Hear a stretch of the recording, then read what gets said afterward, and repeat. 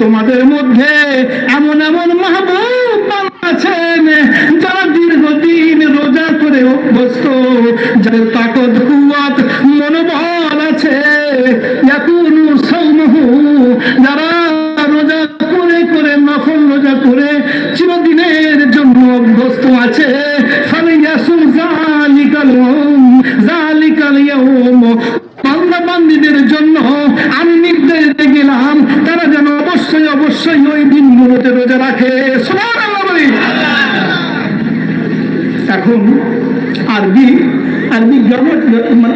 এমন একটা ভাষা, এই ভাষাটা অ্যাসার্টিভ নেগেটিভ সেন্টেন্সের বেশিরভাগ বেস করে আছে। Assertive negative sentence. দেখুন আমাদের কালমাটা কি, লা ইলাহা ইল্লাল্লাহ। লা ইলাহা যদি এখানে পড়ে আমরা শেষ করে দিই তাহলে কিন্তু আমরা কাফের হয়ে যাব, তাই না? আমাদের ঈমান চলে যাবে। যতক্ষণ না আমি বলবো ইল্লাল্লাহ, লা ইলাহা, কোনো প্রভু নেই, মিটে গেল, আমি কি হয়ে গেলাম?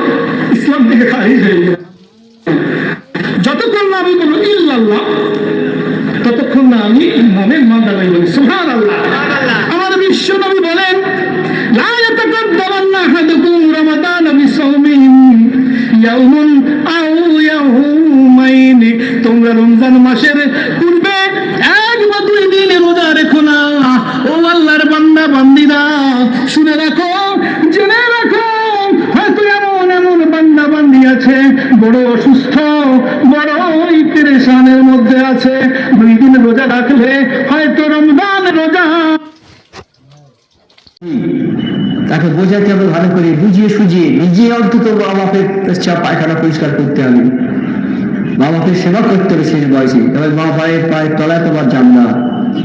মা বাপকে যদি সেবা না করতে পারো, তুমি যদি পীর সাহেবও হয়ে যাও, তুমি জান্নাতে যেতে পারবে না মা বাপের যদি দোয়া তোমার না থাকে। মুসা আলাইহিস সালাম একজন বড় বলি, তিনি বলছে, হে আল্লাহ, আমার হাসর কার সামনে হবে? অর্থাৎ আমরা মরে যাব, মরে যাওয়ার পরে আমাদের দুনিয়া একটা জায়গায় আমরা আছি এখন, কিছু আমরা দেশে জীবনে এই দুনিয়ায় থেকে যে যত দিন ছিল, কি কাজ করেছি, কোনটা করিনি, এই সব হিসাব আমাদের আল্লাহর সামনে দিতে হবে। তা ভালো হিসাব যদি আমরা দিতে পারি তাহলে আমাদের পরিণাম হবে জান্নাত, আর ভালো হিসাব যদি দেওয়া হয় তাহলে হবে জান্নাত।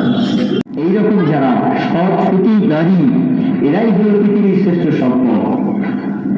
এই নারী জাতিকে আমাদের সম্মান দেখাতে হবে বাবা, এই নারী জাতিকে সম্মান করতে হবে, তাদের সঙ্গে ভালো ব্যবহার করতে হবে।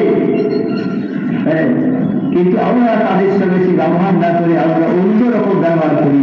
এখন বাড়ির চাকর বাকরের সঙ্গে যেমন ব্যবহার করি, আমরা অনেকেই আমাদের স্ত্রীদের সঙ্গে সেরকম ব্যবহার করি। তাদের গরু ছাগলের মতো ঠেকাই, শরীর থেকে রক্ত বের হয়ে যায়, এই সবগুলো করা যাবে না।